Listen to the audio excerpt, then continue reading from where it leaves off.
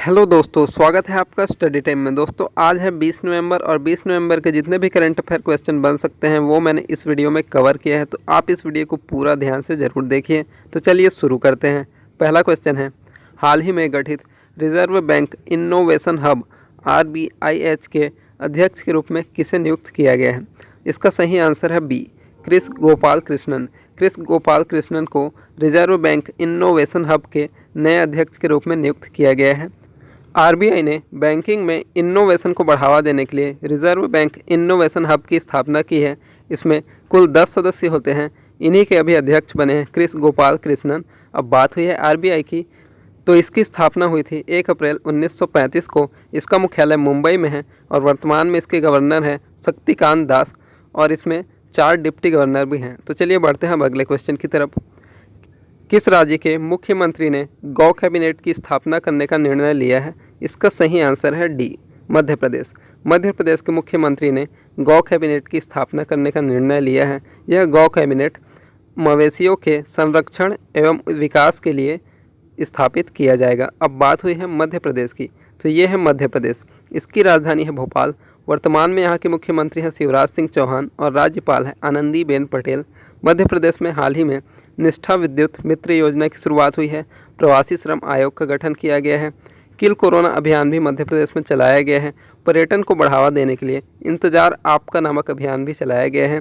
वे लोग जो मास्क के बिना घर से बाहर निकलते हैं उनके लिए रोको टोको अभियान भी मध्य प्रदेश में चलाया गया है।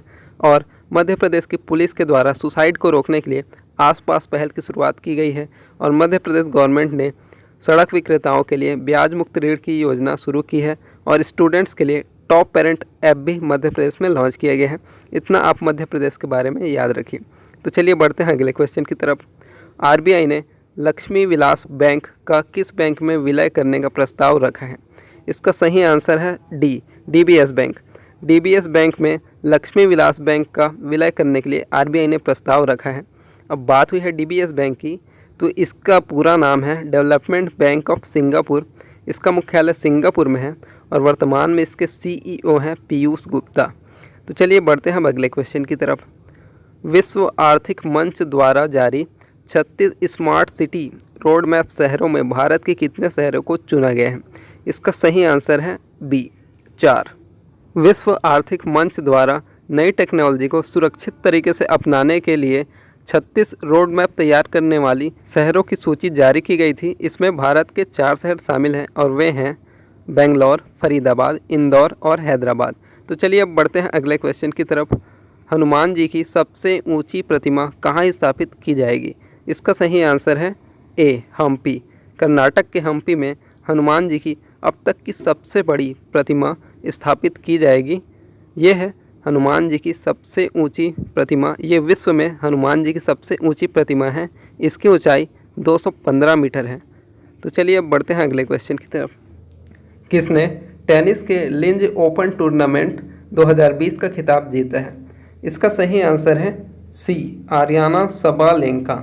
ये बेलारूस की हैं। इन्होंने लिंज ओपन टूर्नामेंट 2020 का खिताब जीता है। तो चलिए बढ़ते हैं अब अगले क्वेश्चन की तरफ। किस राज्य की सरकार ने यूपीएससी की तैयारी कर रहे अनुसूचित जनजाति के उम्मीदवारों को मासिक वजीफा देने का निर्णय लिया है? इसका सही आंसर है बी, महाराष्ट्र। महाराष्ट्र सरकार ने यूपीएससी की तैयारी कर रहे अनुसूचित जनजाति यानी एसटी कैटेगरी के उम्मीदवारों को 12,000 रुपये का मासिक वजीफा देने का निर्णय लिया है। तो बात हुई है महाराष्ट्र की, तो ये है महाराष्ट्र। इसकी राजधानी है मुंबई। वर्तमान में यहाँ के मुख्यमंत्री हैं उद्धव ठाकरे और राज्यपाल हैं भगत सिंह कोश्यारी और यहाँ के मुख्य न्यायाधीश हैं दीपंकर दत्ता।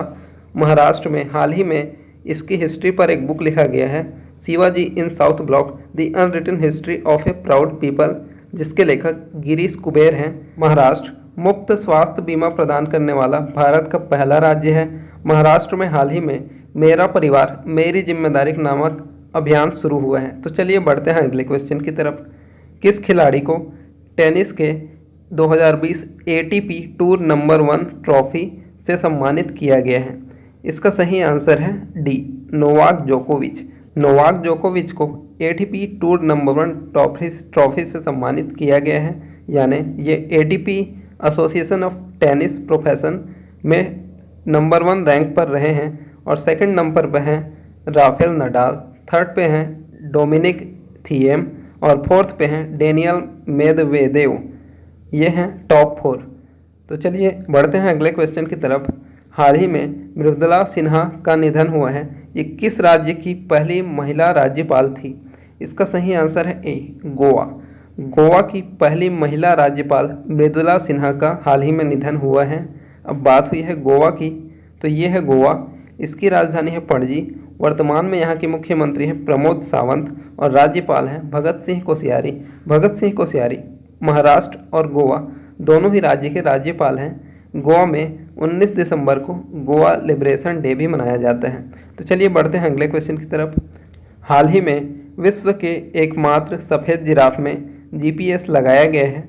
यह किस देश में है? इसका सही आंसर है बी, केनिया। केनिया में विश्व का एकमात्र सफ़ेद जिराफ बचा हुआ है जिसमें अब GPS लगाया गया है ताकि इसके लोकेशन का पता लगाया जा सके और इसका शिकार होने से बचाया जा सके। तो चलिए अब बात हुई है केनिया की, तो ये है केनिया।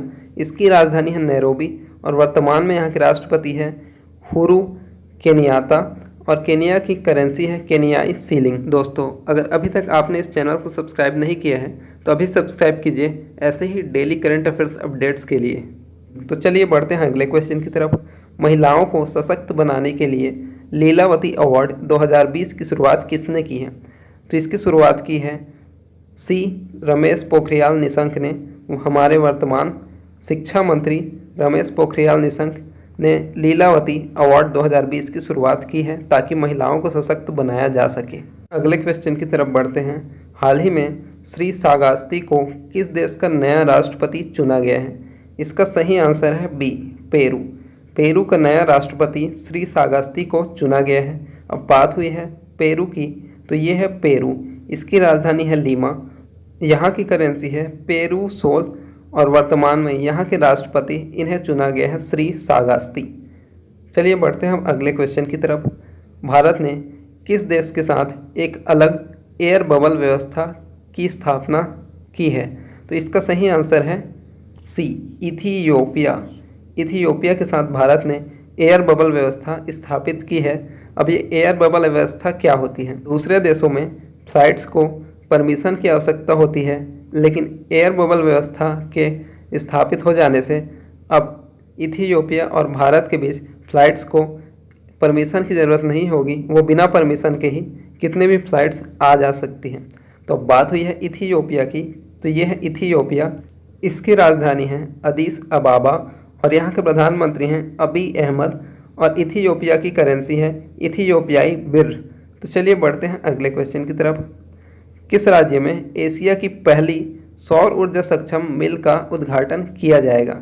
इसका सही आंसर है ए, महाराष्ट्र। महाराष्ट्र में एशिया की सबसे पहली सौर ऊर्जा सक्षम मिल का उद्घाटन किया जाएगा। यह मिल महाराष्ट्र के परभणी जिले में स्थित है। यह मिल एशिया की पहली ऐसी मिल है जो पूरी तरह से सौर ऊर्जा से संचालित है और इसे 100 करोड़ की लागत से बनाया गया है। अब पढ़ते हैं अगले क्वेश्चन की तरफ। किस राज्य के सामाजिक न्याय और अधिकारिता मंत्री भंवरलाल मेघवाल का निधन हुआ है?